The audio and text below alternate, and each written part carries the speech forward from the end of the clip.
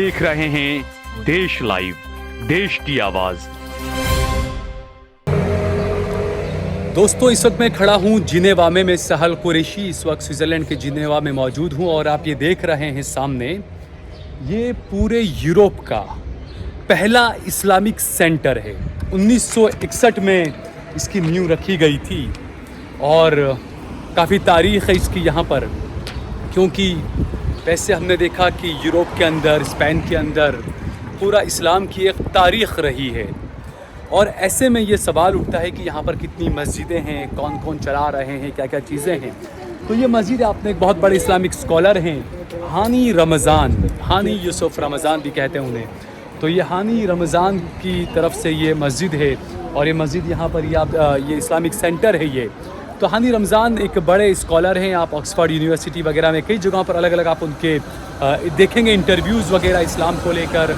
और जिस तरीके से ये जो कहा गया कि यूरोप के अंदर इस्लाम की एक बड़ी लंबी तारीख़ रही है, उस तारीख़ के बाद ऐसा तो क्या हुआ कि यहाँ से इतना बुरे हाल मुसलमानों के हो गए पूरी दुनिया के अंदर। लेकिन उसके बाद अब दोबारा ये हो रहा है कि आप देखिए यूरोप में जो भारत के जो लोग कहते हैं कि इस्लाम तलवार की नोक पर फैलाया गया है, उन्हें मैं कहूँगा कि आप यूरोप में आप कर देखिए, आप अमेरिका में जाकर देखिए, यहाँ पर कई लोग इस्लाम कबूल कर रहे हैं। यहाँ पर तो कोई तलवार लेकर नहीं आता है ना, यहाँ पर तो एक चाकू लेकर भी कोई निकल जाएगा तो उसका क्या हाल होगा जान सकते हैं। क्योंकि स्विट्ज़रलैंड अपने आप में सिक्योरिटी और हर तरह से कितना मशहूर है, और इस स्विट्ज़रलैंड का शहर जिनेवा है। और वहाँ पर किस तरीके से दावत का जो काम होता है, दावा का जो काम होता है, वो वाकई में देखने वाली बात है। हम लोगों को सबक लेना चाहिए। मुझे एक बड़े आलम दीन ने कहा था कि आप एक दिन में कितने लोगों से मिलते हैं। मैंने कहा मैं एक दिन में कम से कम 50 लोगों से तो शायद मिलता हूँगा। तो उन्होंने मुझे पूछा कि ये 50 लोगों में कितने गैर मुस्लिम होते हैं। मैंने कहा कम से कम 40 गैर मुस्लिम होते हैं। तो उन्होंने मुझे कहा कि ये 40, हर रोज़ 40 गैर मुस्लिम अगर तुमसे मिलते हैं तो आप सोचो आप जितने दिन जियोगे, क़यामत के दिन ये तमाम लोग आपका ग़रीबान पकड़ेंगे। वो क्यों पकड़ेंगे?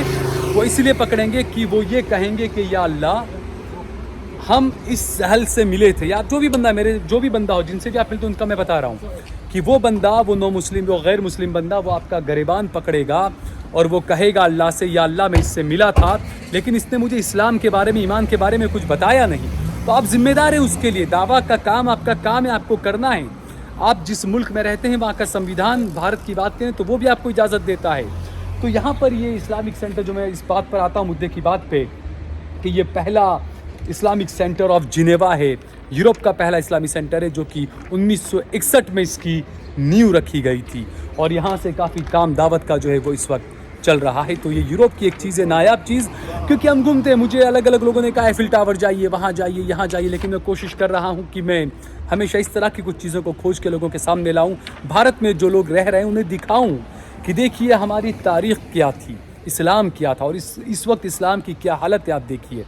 तो ये आपको ये इस्लामिक सेंटर जो जिनेवा इस्लामिक सेंटर जो है, जैसा मैंने बताया, यूरोप का पहला इस्लामिक सेंटर जो 1961 में इसकी नींव रखी गई थी, और अब इसका कंस्ट्रक्शन का काम शुरू होना है। कुछ लोग इस पर जो हानी रमज़ान वगैरह जो हैं वो इस पर चंदा वगैरह कर रहे हैं, आपके लोग ज़्यादा से ज़्यादा इसको पैसा दें, क्योंकि बड़ा पुराना ये बना हुआ है। आप देखिए कि आसपास में अगल बगल में अच्छी बड़ी बिल्डिंग्स बन चुकी है, लेकिन ये पुरानी इमारत ही बनी हुई है। तो इसको जो है वो बनाने का काम अब शुरू हो रहा है। इसको लेकर काफ़ी पैम्पलेट छपाए गए हैं। तो हानी रमज़ान से हमारी मुलाकात भी हुई, काफ़ी अच्छी मुलाकात रही। मैं वो वीडियो भी डालूँगा, आपको बताऊँगा कि क्या क्या चीज़ें रही और क्या क्या रहा। तो फ़िलहाल देखिए ये स्विट्ज़रलैंड के जिनेवा के अंदर ये यूरोप का पहला इस्लामिक सेंटर, जैसे दिल्ली के अंदर है इस्लामिक कल्चरल सेंटर, इसी तरीके से ये यहाँ का जिनेवा का इस्लामिक सेंटर है। कई काम यहाँ से होते हैं दावत के, और कई काम मुसलमानों से जुड़े हुए काम यहाँ से होते हैं। तो अगर आपको ये वीडियो पसंद आया हो तो इस पर कमेंट करिए और इसे ज़्यादा से ज़्यादा लाइक करिए। अगर आपने हमारा चैनल देश लाइव सब्सक्राइब न किया हो तो हमारे चैनल को ज़रूर सब्सक्राइब करिए। इस तरह की और ख़बरें मैं आपको हमेशा दिखाता रहूँगा। आप हमारी ख़बरों को ज़्यादा से ज़्यादा आगे बढ़ाते रहिए।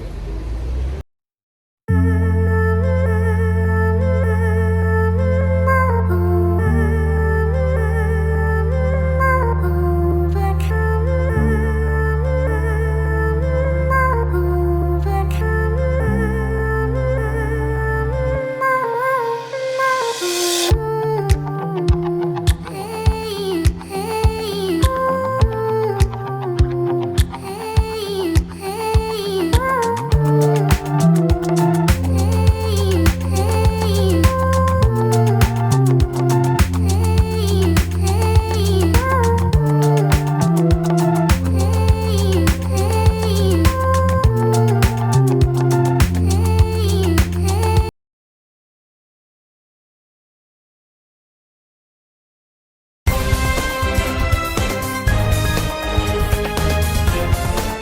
देश और दुनिया की तमाम छोटी और बड़ी खबरों के लिए हमारे चैनल को सब्सक्राइब करना न भूलें और बेल का बटन जरूर दबाएं।